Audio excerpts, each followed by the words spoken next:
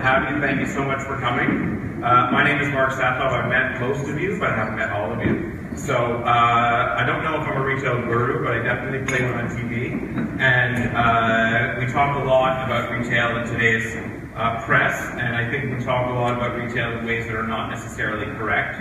And when there's a retail story that comes on, in the old days when Michael Hainsworth was on BNN, up until like a week ago, he would call me on and we would talk about retail, and I think I would try to dispel some myths that are out there about what's happening and what's not happening.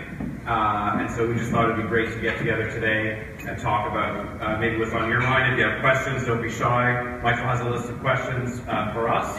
My co-panelist is definitely a guru in retail, Bryan Pearson. You're not? I'm a loyalty guru. I just happen to work with lots of retail. Oh, there you go.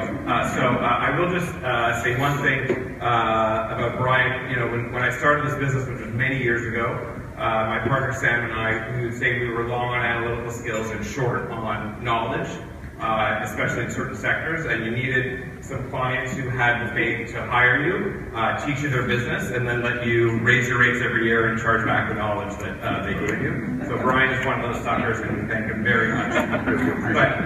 But seriously speaking, we've worked with the Air Miles business and LoyaltyOne since 2007, so we're going on our 12th year of work together, and I've learned a lot from Bryan about business in general, but especially about retail. So I thought he would be a particularly good resource today to talk to you all with me. And Michael Hainsworth. Michael Hainsworth has interviewed me on Twitter. I said it was 50 times. I actually have no idea how many times it is, but it seems about right.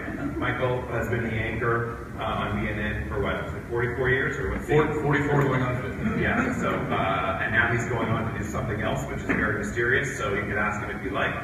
I don't know what the answer is, but that's okay.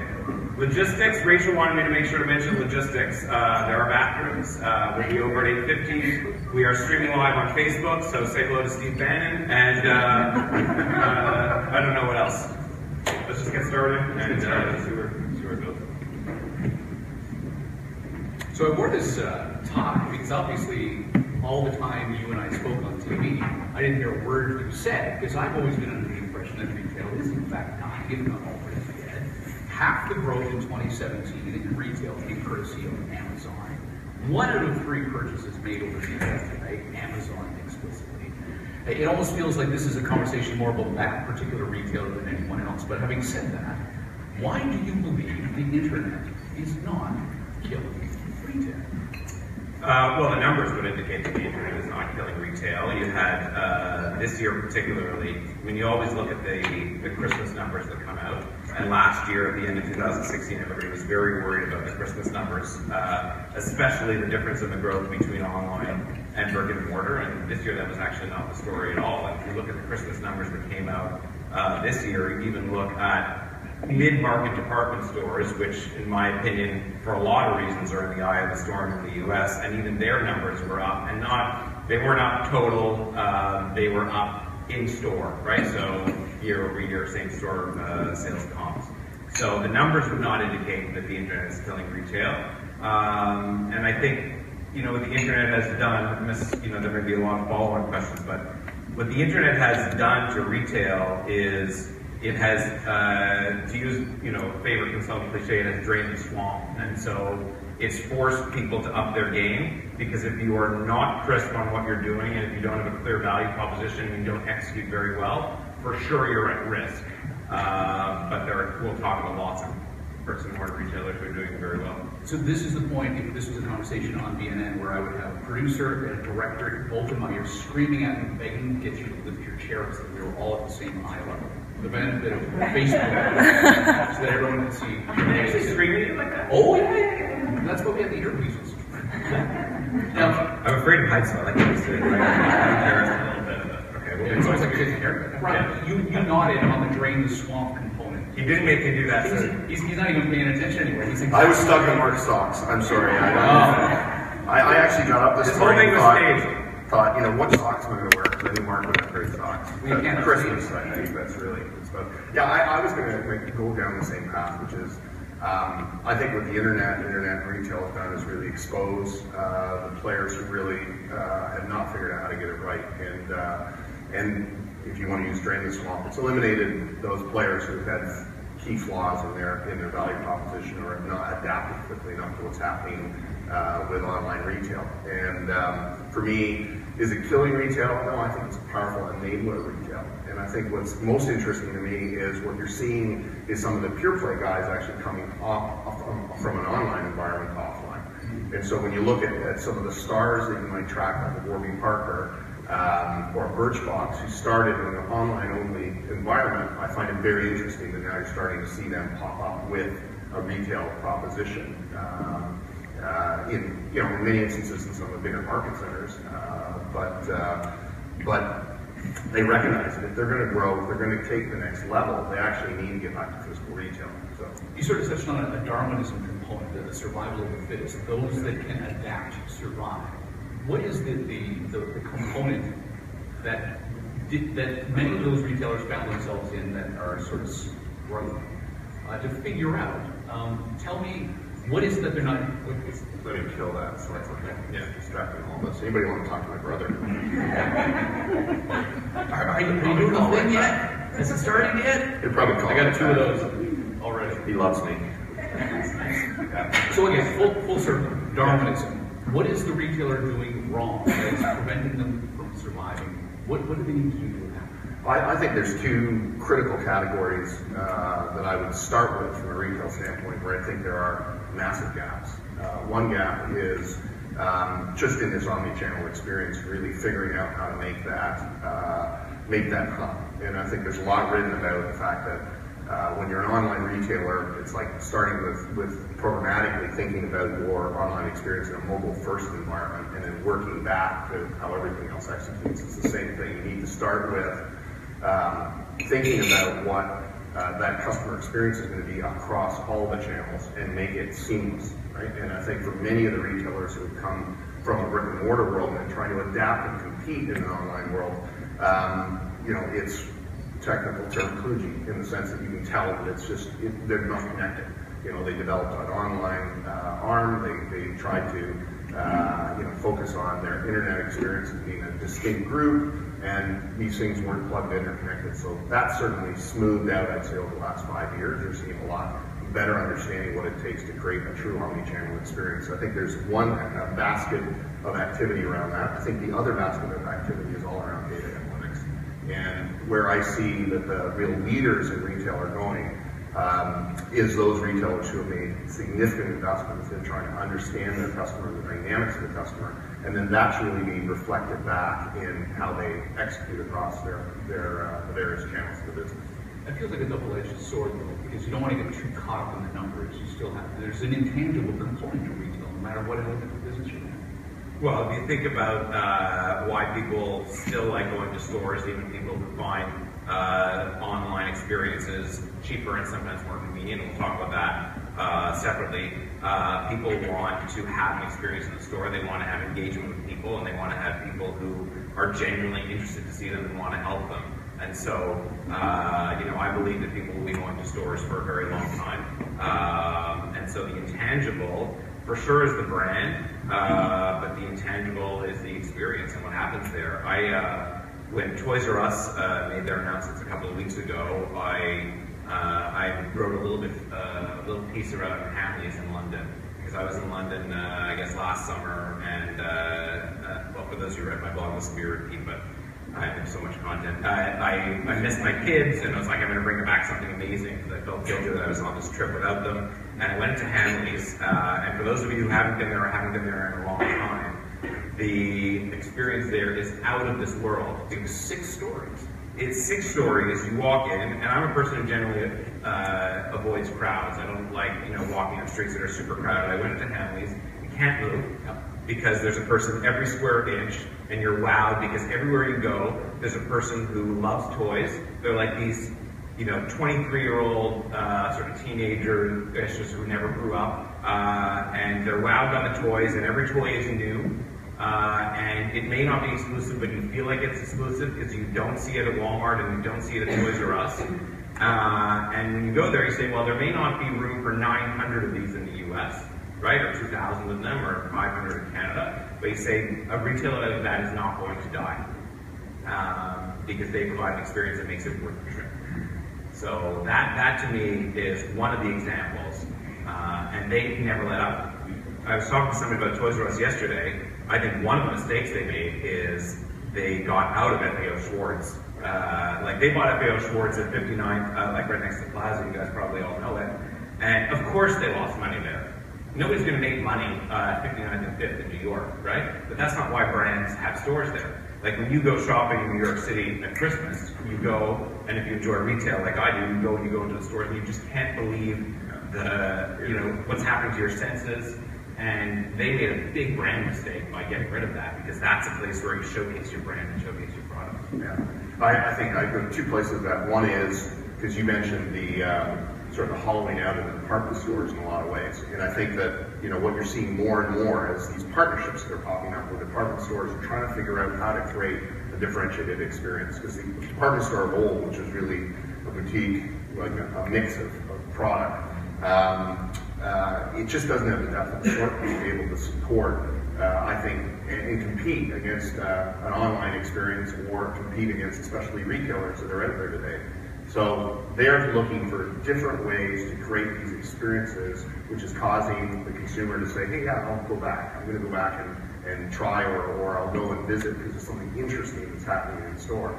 And then I think the other extreme is, and I agree with you 100%, this element around brand and experience. And I don't think it needs to be complicated, right? I think about Mastermind. Just take it out of Toys R Us, put it into Mastermind in Canada. They haven't gone crazy retail-wise in terms of the footprint. They're expanding. But at the end of the day, it's the small things that they do. My wife loved to go to Mastermind when my kids were younger because they would wrap the damn gift. And when you're running around doing birthday parties like crazy, right, the last thing you want to do is, oh crap, I got to get, wrapping paper. And it's just a little simple thing like that happens at the checkout, alongside the fact that their staff also love toys. And while it's not a family's experience, they're doing little things very right in terms of the store experience. Let me risk, considering I see there are a lot of private equity faces in the crowd here, run the risk of me being the bad guy in this whole room, because PE gets a lot of blame for the state of retail. They got into that business not because they liked toys, not because they liked fast fashion. They got into it because there was a cash flow component to it. Is it unfair to say PE has some blame to shoulder when it comes to the state of retail today? Well, when you make it non-binary, it's easy to say, of course, they have some blame. You can't, but you could look at a few examples. They certainly haven't killed Dollarama. No. Right? I would say there's no reason that a private equity fund should kill retail unless they act properly. And how do they act properly? Of all the gifts that the business world gave me from a media standpoint, Sears was the greatest gift I ever received, right? Because I could go on TV and talk about Sears every single week. And, if anybody disagrees, I would love to hear it. Sears was killed by Eddie Lampert because he was greedy with the way his hedge fund took back dividends. And I said that 2 years ago, 3 years ago. I'm not saying that they could have been a very healthy retailer. I'm not saying they didn't have too much square footage. I'm not saying their experience hadn't faltered, but they kept rotating CEOs who would come in and they would say, I'm so excited, I have a plan, and they would put it on Eddie's desk, and Eddie would say, that's a great plan, now go and give me $300 million, sell off some real estate, and then often they left. I was on BNN, I don't think it was with you at the time, Calvin McDonald, very talented guy, came to run Sears, had a plan, presented to Eddie. Eddie didn't want to back the plan. Eventually Calvin said, well, I'm leaving. And now where's Calvin McDonald? He's running Sephora, one of the most successful, dynamic, amazing retailers in the world. He's not running the whole thing, he's running in North America. So, the other thing where you look at Sears, you look at, I was right also from the legal perspective because now the pensioners are going after him. So I don't know if they'll win that aspect, but certainly there are examples. If you look at a lot of struggling industries, though, you could say that a private equity owner, if they're the right owner, is a better owner than the public markets. Because a private equity owner, if they do things right, should be able to say, I am in this for the 5-year game. I'm going to take, what some people say, an EBITDA holiday for a couple of years. because I don't have shareholders, and I have a plan, and I know that as long as I get my money out in 5 years, everything's going to be okay. So actually, a private equity owner could save a retailer if they know what they're doing. And by the way, if Eddie were here, I call him Eddie, never mind. So tight, same blood type. If Eddie were here, he may disagree, but I don't think he made the wrong move. He knew exactly what he was doing. He has unit holders, and he said, "Here's what I'm going to do." Right, and he's sitting now. He has a risk. So I think there are examples, but I don't think structurally there's any reason why they should. Yeah, I'd agree wholeheartedly with the Lampert example. And I think he was more worried about the unit holder than the shareholder, basically, is what it came down to. At the end of the day, though, when you look at private equity, I like what you said. I call it going into the cover of darkness. And I think there's some great retail concepts that are out there that are struggling today, and that's where private equity can play a great role. Either they haven't made the investment in the technology that they need to compete meaningfully, or they've got their real estate holdings are out of whack, and they're afraid in many instances to take the bold steps to essentially create the change that needs to happen to restructure and refit their model or their concept for today's retail environment. And I think if you can take that step back, put it under cover of darkness, essentially make the investments that need to happen, then you can come out in with a lot more vibrancy and a lot more competitive. We made it 16 minutes into this conversation without blaming the millennial, so let's move on to that. I've been doing a remarkable amount of research about this generation and the role that they'll be playing in the not-too-distant future. By 2025, 3 out of 4 people in the workforce will be that millennial generation, and that's just 7 years. It feels like By 2025, I'm going to retire. That's the point, exactly. Is that where so many of No the offense. generation? Hope your successor like us. Exactly. Yeah. We got the stretcher out for you, old man. So with that said, yeah, there's your daughter right now, watching on Facebook. So tell me, with that in mind, how do you focus on a generation that is so mobile oriented? As with your experience in loyalty, this is a generation whose loyalty has been considered to be quite fickle. Although my research suggests that if you talk to them in an authentic fashion, you have them for life. Well, I loved years ago where they were talking about the millennial generation, Gen whatever you want to call it, and they were saying, they were basically contraband brand. Everything that was anything that was branded, they effectively said at one point, I'm not interested in that. And they would move to these other brands, which were not the big brands, which I found interesting because they're basically branding themselves by virtue of avoiding the big brands, right? So I think what we see, right, within the millennial generation is, yes, their shopping behavior is a little bit different. The way they interact with you, whether it's a mobile environment or whether online, it is different. But I wouldn't say it's universal. And I think that they still, there's still a stat.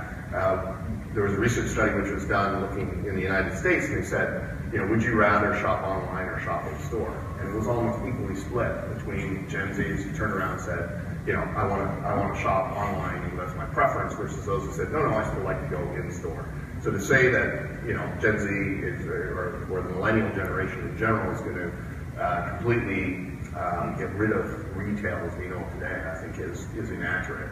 I think the other thing we can see is, and I also blogged about this, is that when you look at malls, because that's the other place where they said malls are dying, and yeah, it's a form factor. Many malls are struggling, but I think that's as much the real estate as it is the concept of the mall. What you need to have is you need to create excitement and a rationale and a reason for the person to go to the mall.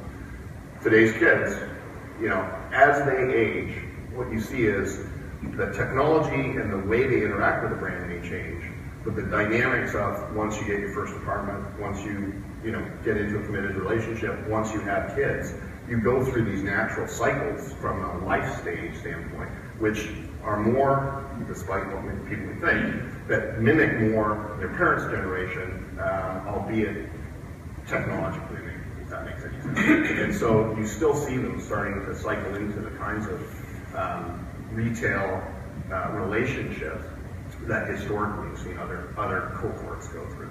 Brian's point with the mall, Mark, give us some insight into this.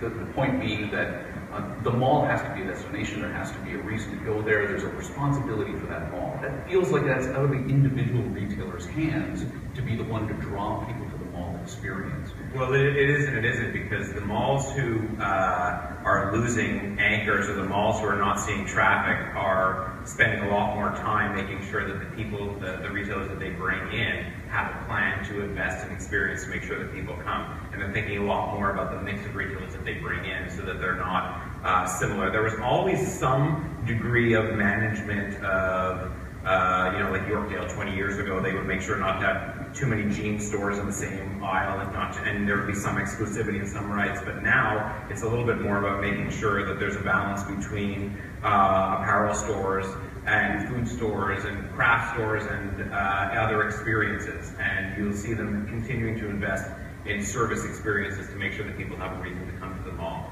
But the biggest thing that I would say would characterize the U.S. retail landscape and the mall is that in the last 23 or 24 years, we have seen an increase in square footage capacity in the U.S. of retail of 30%. So you look at the growth in retail and you say the internet's killing retail. And in the U.S., 9% of retail is online today, and in Canada it's 6%. And those numbers may be closer because there's some cross-border stuff in the number. But if you say, okay, we grew our capacity at 30%, and someone took 10%, and we didn't grow our sales by 40%, rough numbers, then it's hard to make money. But if we had not grown capacity, I don't think we would be talking about the death of the mall, and I don't think we'd be talking about the death of department stores. Because I think if you could wave a magic wand, if you are any large REIT in the US who's overexposed, or any large department store who has too many stores, if you could wave a magic wand and say, I'm going to have 40% fewer stores, and each of my stores are going to be 40% smaller, all of a sudden the problems would go away. And so that's one of the reasons why new retailers have an advantage, because even though they want to be in bricks and mortar, like, Frank and Oak, we talked about Frank and Oak, we both admire Frank and Oak. They're a small retailer, but they started online. They go in store, they do a great job in store, but they have the luxury of saying, I'm going to do a pop-up on the corner of Queen and Palmerston, and actually I decided I'm going to keep it. And I'm going to take some space that Sears left behind.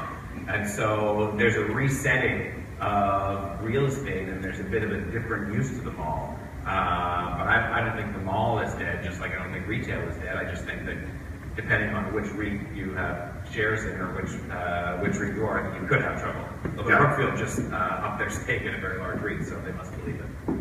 Yeah, and I think what you're also seeing, even in Canada in a lot of ways, is the destination malls like Yorkdale and Sherway, they're making a killing. I mean, they're continuing to expand, the experience is fantastic. I think they fixed what the big problem was, which is there was a monopoly of certain types of retail brands which were in those malls, and you needed the diversification, you needed to create the excitement, bringing some of the U.S. retailers in, and that changed the dynamic for those malls as they basically expanded. And then you've got some of the more peripheral malls where, like Centerpoint up Young, where you just would look at it and you go, really challenging to make that particular space interesting, and it's going to take significant investment. Can I pick up on one more point that he mentioned, which is, I think it goes back to the data point. And you look at Frank and Oak, or you look at Amazon, or you look at Warby Parker, I think that the advantage that they have coming from online into an offline environment, coming into physical retail, is that they can look at their sales patterns. And so, the history in retail has been, when you're doing your real estate strategy, you're sitting there going, where do I find this sort of broad-based customer segment where I think there's going to be more my type of customer living, and you get this very sort of, I'll say, inept in some ways, and that's cruel. That's maybe too cruel, actually. But no, it's not. You don't have the same sort of robustness to the data. Yeah, you take an Amazon, and I said, talk about somebody who could set up the perfect department store or retail experience, because they can go in and they'll have thousands of customers in the vicinity of where they're putting the retail location. They'll know exactly what they've offered them over a period of time. Talk about being able to cater your assortment, right? So it's sort of a reverse engineering of what has been the traditional process, where you actually know what customers are buying, and you're not modeling to find the customers, you actually know the information. So to come full circle back to the earlier comment about the private equity in the room, and for everyone else, the investor element to it, what ought PE be looking at when making their investment decisions, and how is that different from what we as average investors calling up our guy going buy, sell, how are those decisions different? You want to go? No. The PE, I said you can take all the PE questions. No, I don't know. You got the flame retardant suit. I think it is, actually. It's important. You never know. It's got to be straight. Oh, sure. What was the question? PE. When it comes to making an investment decision, do private equity investors have to make decisions differently than regular investors? And what are those key criteria? Well, I would say that, private equity is a large bucket, and there are different types of investors in that bucket. So that's one thing. If you look at Brookfield, they actually may be the type who has the appetite to take Toys R Us and see how many stores they want and see how to make deals with the landlords and whatever. But most of the private equity funds that we deal with when they're buying retail assets, and I told Jeff I was going to maybe give the example, I don't know where he went. So Banyan Capital, they bought Rack Attack last year sometime. And when I got the call, I got another call from private equity funds about buying a retailer, and I'm like, okay, I'm not so sure, but they thought about it more than I had, and I just got the call, I did the research. So when they called about Rack Attack, my first answer was, that's perfect, right? And of course, we did the research, and we sort of said, do the customers love them? Is the supply, are there big suppliers managing it appropriately? But Rack Attack is an example of a retailer. Now it's small, but for those of you who don't know it, they put racks on your car. And they do an amazing job. They have a high-touch service experience. There are two manufacturers in the industry. The manufacturers in the industry play ball correctly. They protect all their channel partners, right? Compare that to the electronics industry, right? And there is a segment who would go to Canadian Tire, buy a cheap rack, and put it on their car, maybe have it fall off. That's how I would think. You can tell I would never put something on my car like that alone. But it's a service experience with a strong brand and a small footprint. And I would say that's an example of a retailer that's great. So I would say, we tried to classify and say that they're buying retailers, they need to be buying ones that that have an experience that is a little bit protected in the sense that people will always have to go to store. And you could say there could be a retailer who has adapted. So in other words, where their sector of retailer has already gone through the internet craze, the internet boom, and they found a way to survive. So they've proven that they can adapt. Some may disagree with me, but I would say Indigo would be a great example of that. Because you would say, if you would read blogs in the press about the book business, you would say Indigo should have been out of business 12 years ago. Like, what the hell are they doing today? And what are they doing? Well, you go to that store, and for sure, if I want a book and I know I want a specific book, I'm going to go online and go on Amazon and get the book, and it's going to be in my office a day later. But if I'm going on vacation and I want to bring three books, and I want to wander around the bookstore, my wife lets me out on a Sunday when she has the kids, I'll say, okay, I'm going to go to Indigo for an hour, and I'm going to wander around, and I'm going to read a few books, and then once I'm there, I may get a picture frame, so that when we take a picture on the trip, we have something to put it in, or a gift for somebody else. So I would say that's an example of a retailer. Again, I don't know the details of the financials today, but if I were a private equity fund, I would say, okay, they probably have a strong management team, and they've been through the internet I'll say, adoption curve in their sector, and they've actually found a way to survive. So, yeah, I was going to go down the same route. I mean, I kind of bucket it into three buckets. Bucket one is, I guess Rack Attack being a good example, is a retailer that's undercapitalized, is a great concept, and you have a geography play. They just need capital in order to structure it and be able to expand.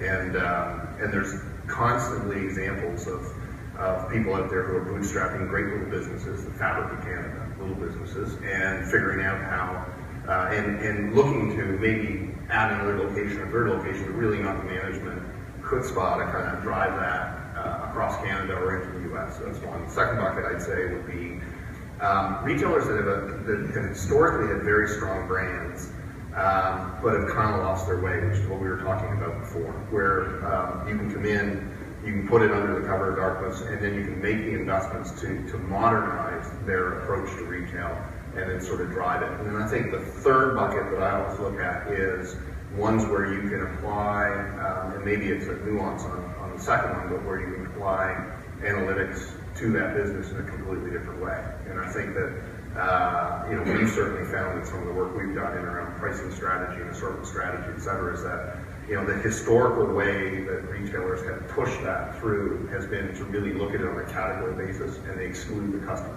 And if you put the customer in the mix and actually look how the customer is buying, and we're seeing more and more of that from leading retailers in the marketplace, it changes the lens on how you make different decisions, and there's a whole slew of profitability that can be squeezed out of businesses simply because you put a different lens on how individual pricing decisions are made in the store. So I was surprised that nobody really came to buy the bits and pieces of Sears that were worthwhile. And I think there were brands that were worthwhile. They had a website a few years ago that was one of the leading websites in Canada. They had a website before there were websites. They would catalog. Well, yeah, for sure, right? I'm not that old. Can you tell me about that? Yeah, back in the old days. So, not a lot of people have the stomach for that, but I actually am surprised there wasn't a greater play for that. And I think we saw some in the press. I heard about some stuff behind the scenes that just never made it.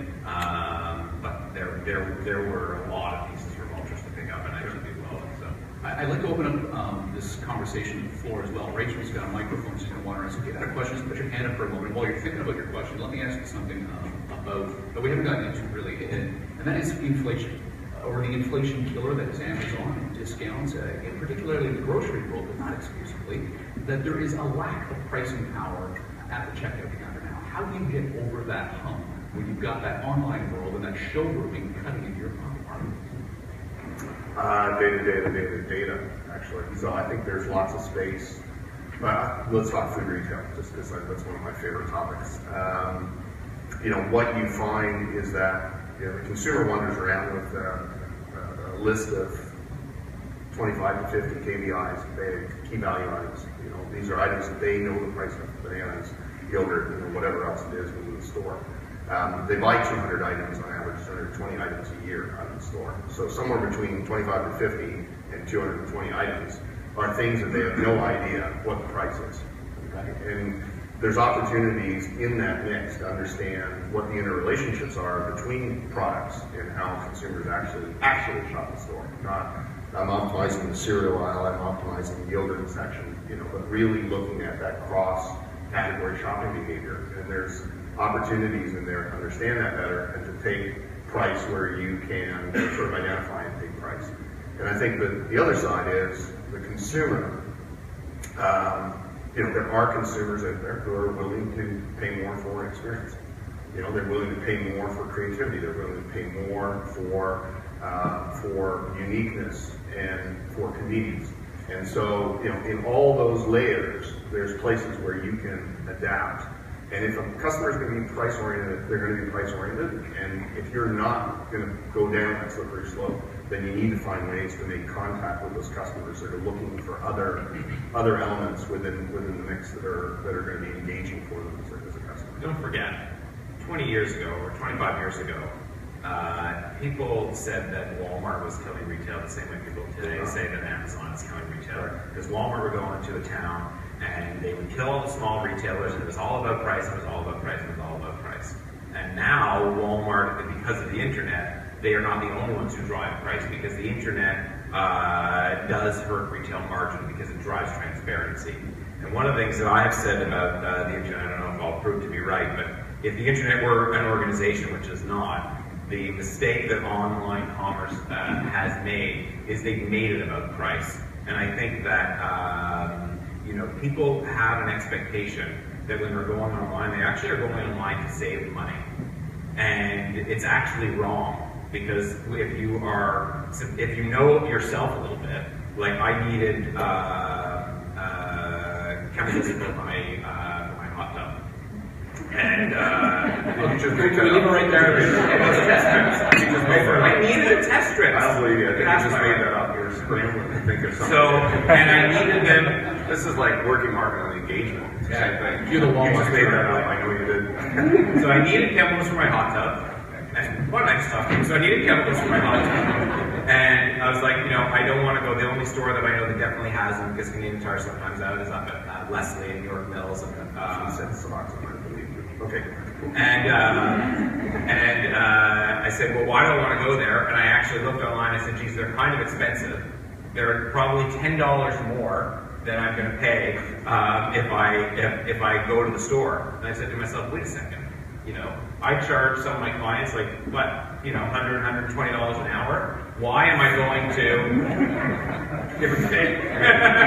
Just say that into the phone. Am I actually going to spend 25 minutes of my time to go and save $10? I'm just going to get it here. But I actually think that that is not the reaction people have. Normally, people say, I'm going to go online, I'm going to find it cheaper. And when they don't find it cheaper online, they think that something's gone wrong. But I actually think there is a place to, I'll say, educate people about what they really want, and say there are times where you could create a better experience online that suits your needs. Like I always talk about, it's not pure retail, but the airlines have done a great job of saying actually the online experience is better. Who wants to sit on the phone with an agent and have them go through things you can't understand when you can go on the screen and look at it and compare it in front of your eyes? So does anybody have any questions about Mark's hot tub? Gary's been in my hot tub, remember? I thought it was a meth lab. That's good. Question, where do you see the future of car dealerships going? Whoa! Joe's Jump the talking jump. Oh man. I don't know why they spend so much money on building these outrageous new car dealerships. For sure, the OEMs are giving them what they call that business floor plan money, where they actually help them finance their dealerships. And it is a little bit of an experience, but I think they have underinvested in experience, which is the human aspect of dealing with customers, and overinvested in physical premise, which is not a big part of the experience. But clearly they must believe that they're going to be around for a while, because if they're dropping that kind of money, they must believe they have a 10-year plan. I also don't believe, it's a separate question, but a part of your question is, are there going to be cars that people buy for long enough? That I'm not worried about at all. We will be 30 years before we have mass adoption of self-driving cars. So let me go a different route, which is, I think the interesting piece is when you look at Tesla opening quote-unquote dealerships in malls, right? They're trying to create a completely different environment and a completely different experience around what buying a car is all about. I think what Mark overlooks maybe in the dealership side, because I do think they're overdone, is the fact that the vast majority of car dealers make most of their money on service. And so selling the car is, I knew you'd get there eventually. Right? This is what meetings look like. Right? So selling a car is one thing. The real key is really the service experience on the other side. And I think when we go and talk to auto manufacturers, you talk to the actual dealer network, there's a really interesting strategic tension between them. Maybe a little like Canadian Tire and their dealers and the parent company, but this sort of balance between who owns the customer, and the real reason for that is, you know, it comes down to that service experience, and I think that's where they make most of the money. So if you can draw them back to someplace which is nice, bring car service back to your office, you know, that's where they need to think about making the money. So to what then do you attribute the pushback that the industry has given Tesla in its showroom-less model? Well, they got show. I mean, right, that's not their primary means of, like, I find people who literally bought Teslas using an iPhone. Sure. Well, when you, it's like anything. If you've got a hot product and you're completely unique, I would say, in the sense of what the offering is, or you're perceived as being unique, you're catering to a certain market.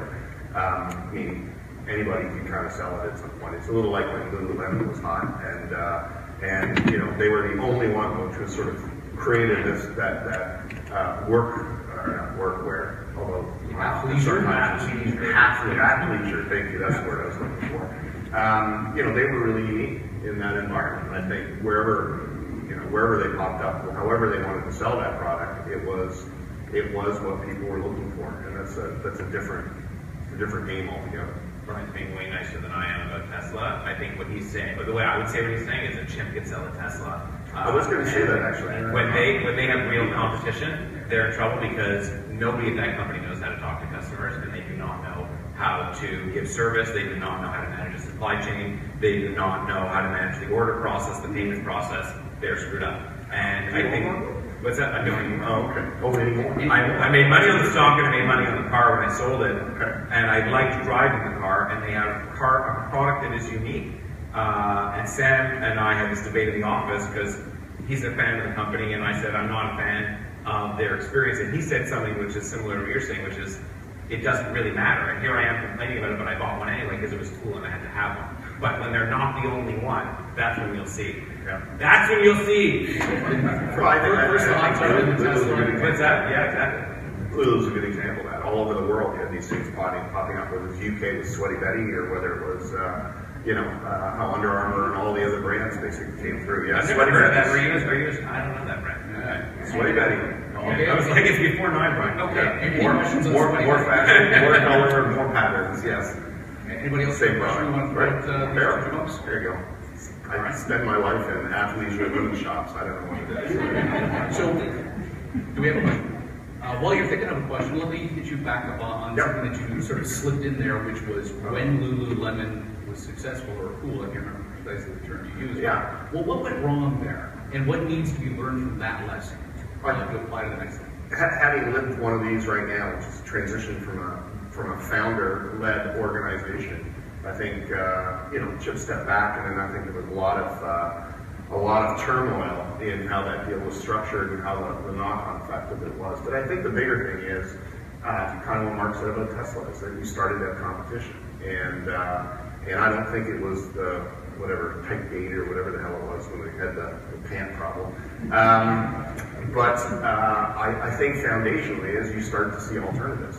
And it's not that Lululemon is a terrible brand. It's not to say that the product quality is down. I think there's lots of things that they still do today, which is very right. And I would hold them up as an example of a great retailer. But in how they do outreach into the community and the way they actually rotate the assortment, I think all those things are very positive. And yoga classes and employee experience, which delivers amazing customer experience.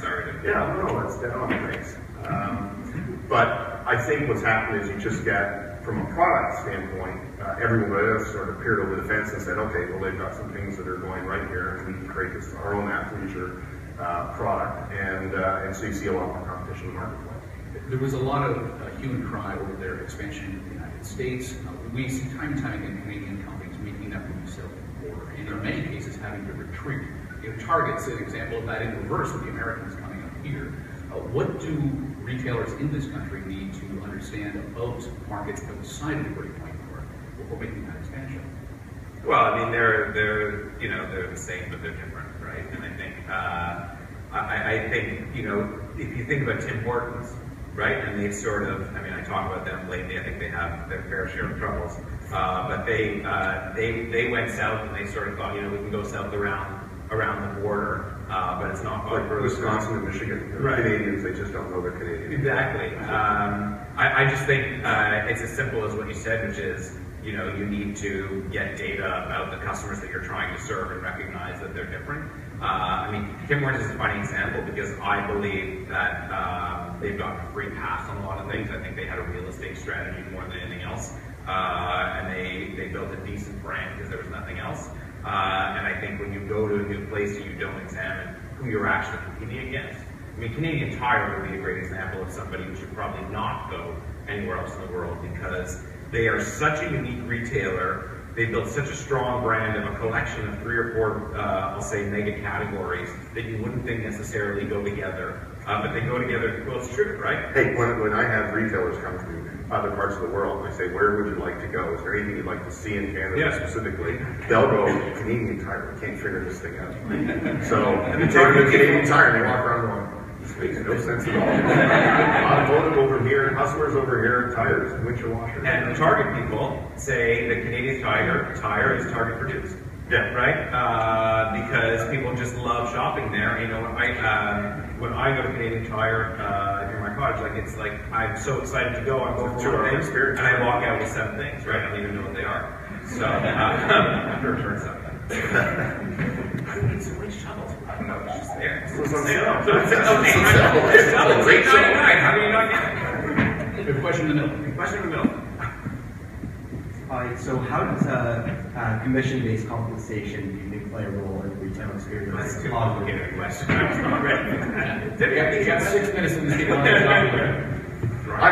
know what? I think it just depends on the consumer themselves at the end of the day. I'm one who I like somebody feeling like they're genuinely helping me and looking for the best product what I need, as opposed to somebody who I feel is just trying to get maximum dollar out of my pocket. And because you can tell they're on commission. And so it really is how the execution comes through. Either methodology can work. My big contrast was Future Shop versus Best Buy. And you go into Future Shop, they're commission-based. You went into Best Buy, it was a salary-based environment. And I always felt personally when I went into Best Buy that, I was having a conversation, the person didn't really care whether I bought or cared if I bought. They didn't care if I bought, the product at $199 or $899. They were trying to figure out what I needed, whatever product would fit my needs. That's the sense I had of it. Whereas in, Future Shop, as soon as you walked in, the person looked and said, "Oh, that person's got a wallet." It was like you're shaking them off your leg. No, it's okay. I just need to go over here. I just like to look at the movies or whatever. It's pre-Netflix. So I have a personal bias on it, but I think it's really on how. I think the bigger question these days is how much the retail community is really focused on customer experience, right? So I take your commission, non-commission, and just sort of back that out for a second and then come at it from the standpoint of, are retailers truly focused on understanding what the customer experience is, what the customer really is looking for? Do they have a measurement mechanism? Are they rewarding customers? Are they rewarding their associates and the store staff in order to keep those metrics up? And ultimately, are they enabling them to actually create meaningful, relevant customer experiences based on who the customer is and what they want to have? And I still, to this day, struggle to find a retailer who really has sort of crossed that creepy line, let's say, between understanding who you are because of the loyalty card and done it at scale and created an execution path where when I walk in, they really do know my past history. Not because I'm returning a product or they're looking up in the system, but because I'm coming in from a prospect standpoint. How do you incentivize, though, that Best Buy drone? I've walked into that store as a geek 1,000 times. There's 3 guys over there who don't have anything to do with me. Right. How do you incentivize someone if it isn't a financial reward in the form of a commission? When they're just getting a salary and they know that whether or not I buy something, they're still going to get paid. Go back to Lululemon because if you think about the people, or go to Apple. Actually, now my guess is Apple pays their associates pretty well. More store employees than our customers, except at Christmas. Fair enough. But if you talk to like we have a friend who works at Apple and one of my wife's cousins works at Lululemon, they find true evangelists and they invest so much in the culture and they make them so happy about the product they're selling and so proud of the company that they're working for that they can't help but find a way to sell it and be genuine about it. And by the way, you have to be careful about that because in an Apple store, some people, first of all, don't want to spend 48 minutes talking about their phone with this guy who's super excited about it. Like I would be bored after 2. And also there is a limit to how much time we want them to spend. But I would take that over somebody who clearly only wants my dough or is going to make more money, right?